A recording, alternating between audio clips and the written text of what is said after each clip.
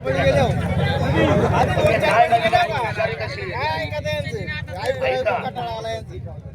आलोय कशासाठी? बेबड हा विषय मी माझ्या खूप लोक उचलले मी माझ्या हाताने हॉस्पिटलाइज केले. त्यांचं अंतकरण जे आम्ही रक्त बंबाळ झालेलं पाहिलं ना प्रत्येक कुटुंबाचं, आम्हाला हे काय आज नवीन पाहतोय अशाचं काही भाग नाही.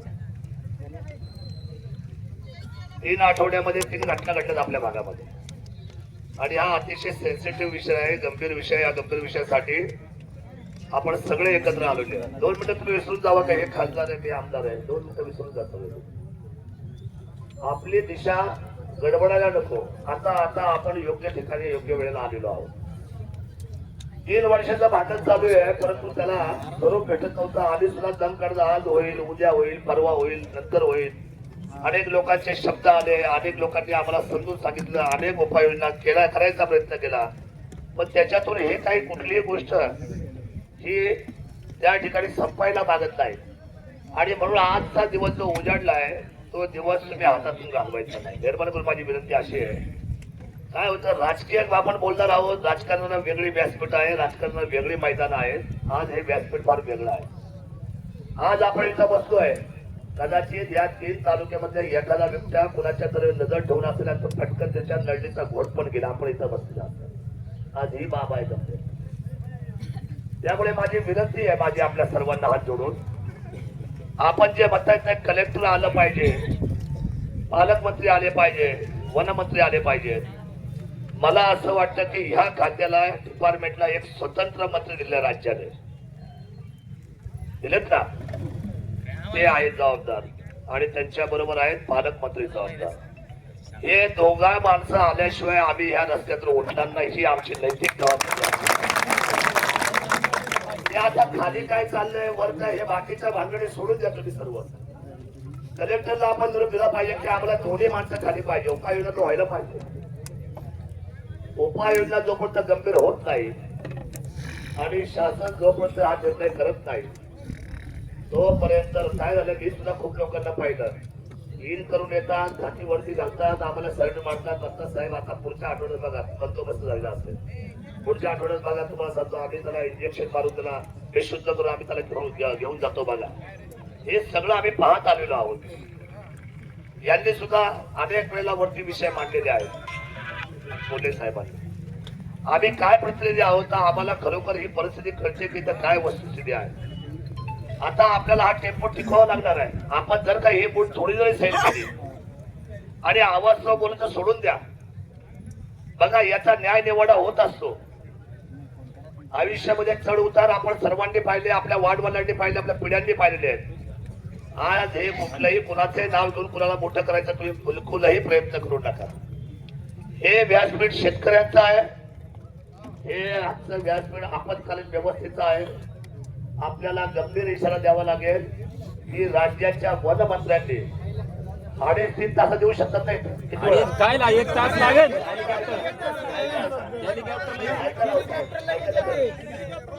हेलिकॉप्टरने येते किंवा गाडी पुढं मागं गाडी लावून ऐका ना, येऊ द्या रॉकेटने. ऐका हो, तुम्हाला काय इंटरेस्ट कशाने येऊ द्या, अहो ते कशाने येऊ द्या, तुम्हाला आम्हाला काय इंटरेस्ट आहे त्याच्यात. तिकडे बसून येऊ द्या किंवा गाडवा बसून येऊ द्या, काय इंटरेस्ट आहे तुम्हाला. आमचं म्हणणं आहे की आमची मनाची तयारी झालेली आहे. आमच्या कुठल्याही परिस्थितीमध्ये काय म्हणजे तुम्ही हे दाखवून केले आपल्या आयुष्यात. मेहरबानी करा, गांभीर्य ठेवा, तुझ्या पाया पडतो, चप्पल काढ, डोकं ठेवतो तुझ्या पायावर. आणि मेहरबानी करून या तालुक्यात मी नवीन नाहीये, ह्या तालुका माझा आजोळ आहे, मला माहिती आहे काय होते काय नाही होत. मेहरबानी करा जरा. त्या माणसाने आंदोलनाचा पवित्र घेतला, याही माणसाने पवित्र आंदोलन घेतलं, यांनी घेतलेले आहे. आम्ही आपल्या सगळ्यांच्या बरोबर आहोत. आपण सगळे मंडळी आपल्याला कुठल्याही परिस्थिती कलेक्टरची आता आम्ही दोघेही बोलणार आहेत. जे खासदार आहेत विद्यमान, मी आमदार आहे विद्यमान, आम्ही दोघंही बोलणार आहोत. आणि आम्ही सांगणार आहे की कुठल्याही परिस्थितीमध्ये, कारण पालकमंत्री सकाळी किती वाजता त्यांचे कामं चालू करतात. ऐका जरा 1 by 1 बोलू आपण, तर चांगलं बोलू जरा. इमानदारी काम, इमानदारी काम. उगाच वाकडं तिकडं चालायचं, काही लोक घुसलीत का याच्यामध्ये. त्यांची कुणाची नाही तसं नाही, पण ते जर गेले असतील तर तुम्ही का असावं? हे बाबा ते जर गेले पण तुम्ही कसं असावं? ज्या लोकांना असं तसं करायचं ते केलं ना, तर तुम्ही तर आपल्या बरोबर काम करायचं ना, शेतकऱ्याबरोबर आपल्याला. तर माझं असं म्हणणं आहे, अजित दादाचं काम किती वाजता चालू होतं? सकाळी 6 वाजता. 6 वाजता ज्या वेळेला अधिकारी सगळे अलर्ट असतात, मला असं वाटतं त्यांनी स्वतः कलेक्टरला गाडीवर टाकून आज सकाळी जर इथं 6 वाजता आले असते तर महाराष्ट्राच्या राज्याच्या शेतकऱ्यांनी त्यांचं कौतुक केलं असतं. ही वस्तू आपण जरा पडलो आणि थांबले बाबा, पाया पडले तर झोपला असू दे तर झोपू. आणि वेगळं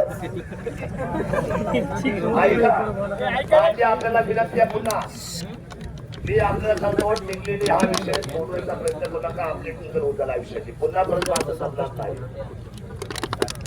त्यामुळे याला खूप गांभीर्याचं स्वरूप आलं पाहिजे. आणि काल तुम्ही लोकांनी तो चक्का जाम केला, त्याचं उत्तर असं आलं, कमीत कमी त्याला मूर्छित करा, पकडा, नाही तर त्याला गोळी घाला. ही ऑर्डर काय कमी नाही, किंवा ते तुमचं श्रेय 7 तास चक्का जाम केल्यामुळे, लक्षात ठेवा तुम्ही. त्यामुळं आपण जरा थोडस 1-2 दिवस आयुष्याचा मरण डोळ्यासमोर ठेवण्यापेक्षा जर रात्रपर्यंत आपण ज्या बसून राहिलो, त्यांना आपण जर फोन लावून सांगितलं, आता आम्ही दोघे बोलू की साहेब आम्हाला इथं कुठल्याही परिस्थितीत पालकमंत्री पाहिजे, त्यांना येऊ द्या ना आपल्याकडे. ते आपले देतात, जिल्ह्याचे पालकमंत्री आपल्या सर्वांचे देतात. चिन्हाचा विषय डोक्यात काढून टाका, आपले पालकमंत्री कोण आहे आले पाहिजे ना आपल्यामध्ये सुरेश भाऊ. आणि संबंध कुणाचे किती चांगले आहेत हा महत्वाचा विषय नाही. विषयाला कोण उकल देईल, विषयाची जबाबदारी कुणाची, पालक म्हणून विषयाची जबाबदारी त्यांच्या खात्यावर आहे पहिल्यांदा. आणि दुसरी गोष्ट म्हणजे या राज्याचे कॅबिनेटचे असलेले वनमंत्री गणेशजी नाईक साहेब, आता गणेशजी नाईक साहेबांच्या आम्ही अण्णा खांद्यावर ठेवलेली, पण याचा अर्थ मी त्यांच्या बाजून नाही जाणार बाबा. मी ह्या मातीमध्ये स्वतःला आणि 10 वेळेला ही आमदारकी ओळून टाकल्या महाराष्ट्र सरकारच्या समोर, पण तुमच्या बरोबर मी काम करणार आहे हे सांगायला आम्ही उभे आहोत. सिंगल होता कामाला आपण सर्वांनी सिरियस व्हा. आणि कसं स्पर्धा कसं माहिती बोलायची हे काय वाटेल, विषय गंभीर आहे. आपण बायकोवर जास्त प्रयत्न करू नका, आपल्याला काही दाखवायचा प्रयत्न करू नका. विषयाशी बोला, सुसंवाद बोला, सुसंगत बोला. आणि आपल्याला हा टेम्पो टिकवायचा, आपला हा सगळा असला हा हे सगळं पाहून अजून त्या घरामध्ये बसले लोक आहेत ना, सगळे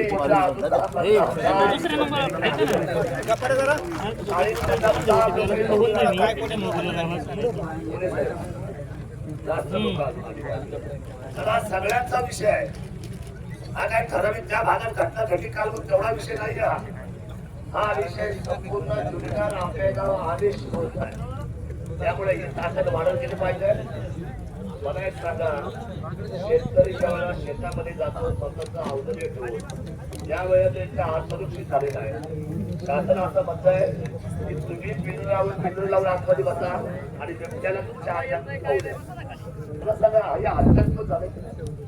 आणि जिथे आम्ही त्याच्या जंगलातच जात नाही, आमचं मरण तुम्ही आवड करून ठेवलंय.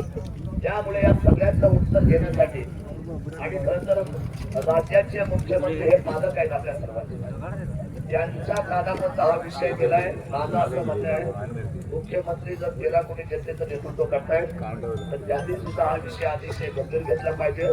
आणि या बाबतीमध्ये सुमोटो तातडीने तात्काळ सगळी कामं बांधल्या ठेवून ही बैठक लावून सेंटर म्हणजे दिल्ली आणि राज्य यांना एकत्र घेऊन हे जबाबदारीचं पाऊल आदरणीय मुख्यमंत्र्यांनी उचललं पाहिजे, हा क्रांतिकारी निर्णय केला पाहिजे. मला काय लोक म्हणतात, तर दादा अहो तो ट्रायबल वन आहे ना म्हणून त्याला मागायचं नाही, त्याला उचलायचं नाही. मला एक सांगा, कायदा काय आहे हे माणसं म्हणतायत. मग आपण ज्या खुर्चीवर सगळे सन्माननीय बसलेलो आहोत, या खुर्च्या जनतेने आपल्या कशासाठी दिल्या? जर जनतेच्या विरोधात किंवा माणसाचा जर मृत्यू होत असेल, माणसाचा जीव जात असेल आमच्या लेकराबाळांचा, तर कायदा बदलण्यासाठीच आम्ही तुम्हाला दोन्ही सभागृहामध्ये पाठवलेला आहे.